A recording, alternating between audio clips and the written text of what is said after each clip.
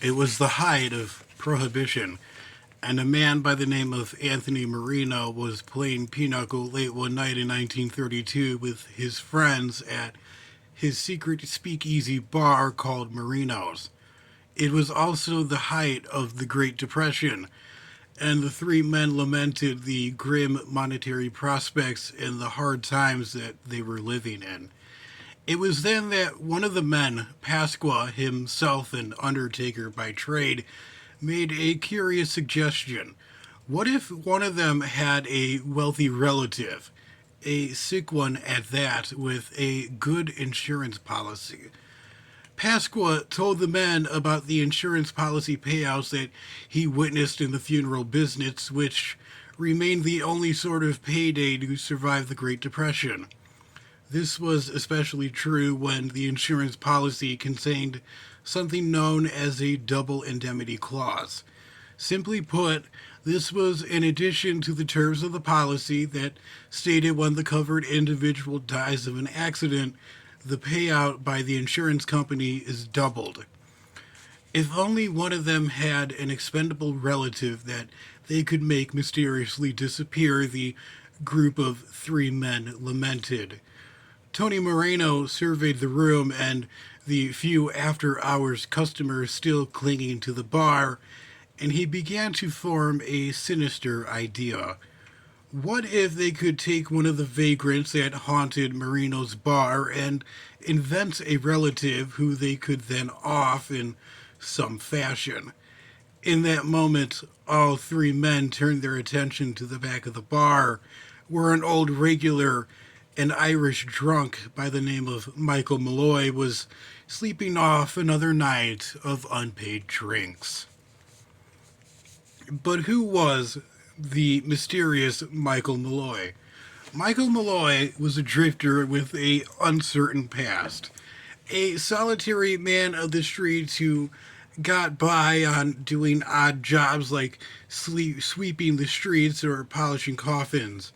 He was a large and broadly built man. He hailed from Ireland, but none of his acquaintances knew exactly where from Ireland he came from, nor did they know if he had any relatives abroad or in New York City. He did some work in exchange for alcohol. He seemed to be about 60, give or take, although years of hard living and heavy drinking had taken their toll, making his exact age hard to pinpoint. The Daily Mail, a local New York City newspaper, wrote about Michael Malloy, quote, yet he was nothing more than part of the flotsam and jetsam in the swift current of underworld speak-easy life. Those no longer responsible derelicts spent the last days of their lives in a alcohol-induced haze. Michael Malloy was often a regular at Marino's bar who often did not pay his tab. He would stumble in every morning into the bar and, in his distinct Irish accent, ask for, quote, another's morning, if you don't mind, and Marino would pour Malloy a whiskey, hoping that today would be the day he finally would pay up. But little did Michael Malloy know that his bill would soon come due whether he wanted it to be or not. Pasqua, being the most professionally qualified, volunteered to do the legwork for the three schemers. He paid an acquaintance to join him at the insurance meetings to raise suspicions. He gave the pseudonym Nicholas Millery, enlisted his occupation as florist, which Pasqua's funeral home verified. Over the course of 5 months, Pasqua was able to secure three life insurance policies on the fictitious Nicholas Millery's life. All three contained the infamous double indemnity clause that the three men so desperately coveted.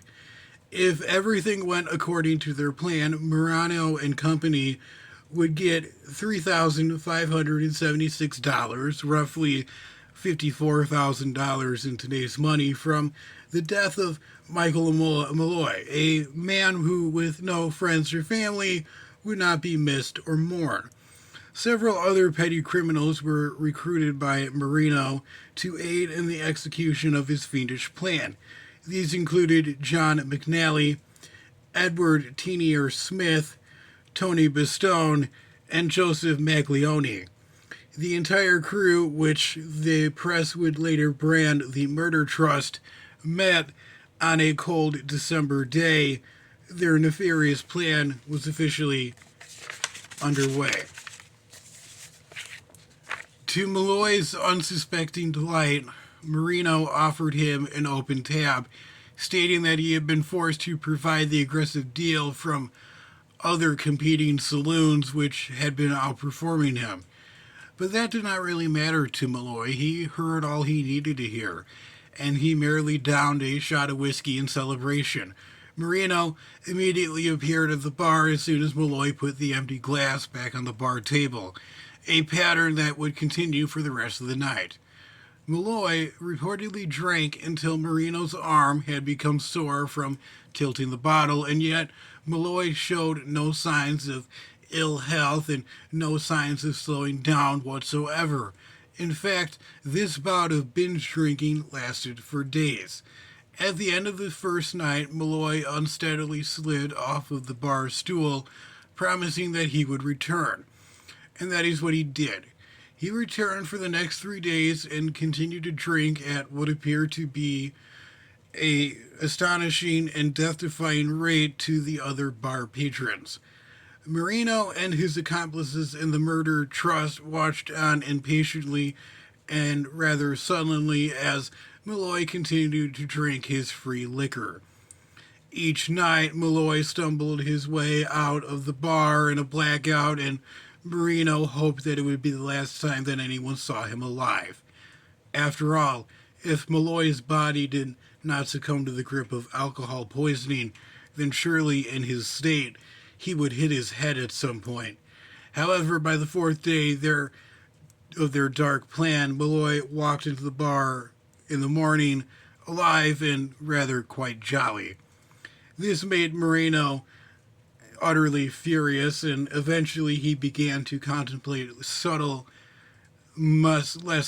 methods of disposing of Malloy, even going so far as to even shoot him in the head.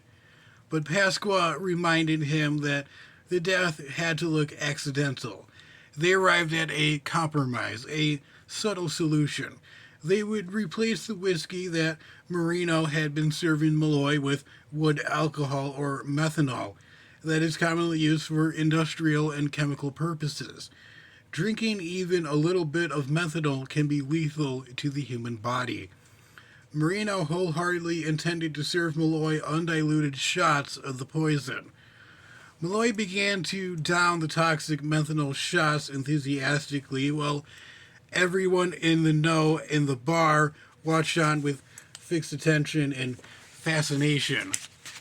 But Malloy, several shots in, still had no signs of discomfort or, for that matter, any signs of slowing down. Just as he did on previous nights, he stumbled out of the bar, promising that he would be back for more the next day. And he kept his word. To the astonishment of Marino and his cronies, Malloy would drink the wood alcohol for days on end, seemingly immune to its toxic properties. After several days of this, Malloy's body apparently gave in. He fell off his bar stool one night and collapsed onto the floor. Malloy appeared to be down. Everyone watched the still crumpled figure on the floor.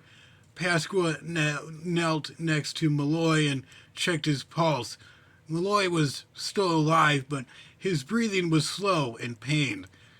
The bar patrons waited for death to come and claim him. Malloy drew a long and raspy breath and then started snoring. He was not dying. He was only sleeping it off. He awoke several hours later and asked for another drink. Malloy was back on his feet with a vengeance.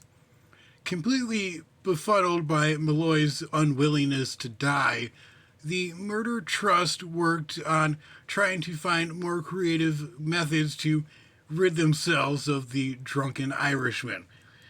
These methods included Pasqua soaking oysters in alcohol for several days to try and give Malloy acute indigestion, but with no effect. Murphy let a tin of sardines rot in the sun for several days and slipped shards of metal into the mix that he then spread onto a sandwich and then fed it to Malloy. But even this did not work. Malloy wolfed on the sandwich and then asked for another. And so a emergency meeting of the Murder Trust was held. Mariano had one idea left, and it was the same evil ploy that he used on poor Mabel Carlson years earlier, the pneumonia trick. He proposed that they soak Malloy after his nightly blackout and leave him in similar soaking bedding outside. They wrestled the barely conscious Malloy from his seat at the bar, threw him into the back seat of Pasqua's car, and drove off to the nearby Setona Park, where they left him passed out on the park bench, not before dumping a few bottles of water on his head and body for good measure. This, they felt, would undoubtedly end Malloy once and for all. But no such luck. The next morning, Mariano returned to the bar in a chipper mood, absolutely sure that he rid himself of Malloy for good, but as soon as he opened the door, his heart sank. Malloy had somehow woken up in the middle of the night and walked the half-mile back to the bar on foot and persuaded the night manager to let him in, where he fell asleep on Marino's floor. The frustration of the Murder Trust only grew with every failed attempt. A few nights later, the group of would-be killers packed into Green's cab and laid Malloy, who, per usual for that time of night, was unconscious from drinking, across their feet in the back seat of the car. Green drove them a few blocks away, and they lugged Malloy out of the car and laid him down in the street. Green revved the engine and prepared to gun it at Malloy's body, but just as Green accelerated, Malloy came to, up to his feet, and managed to jump out of the way in time, avoiding the oncoming car. Malloy once again managed to avoid death. But the car came back the other way at a speed of 50 miles per hour. The car made contact, and Malloy's body bounced off the hood of the car and violently came crashing down onto the ground. The gang had to quickly leave the scene, but were convinced that Malloy was finally dead. However, Malloy came through the doors of Mariano's bar covered in bandages, but otherwise alive and well. He sat down at the bar before the astonished Moreno and his cronies and cheerfully ordered a drink. Malloy told Moreno about his recollections of the night of his accident, but all he could remember was tasting whiskey, the glow of oncoming headlights, and the blackness that followed. The Murder Trust finally prevailed over the unkillable Michael Malloy on February 21st, 1933.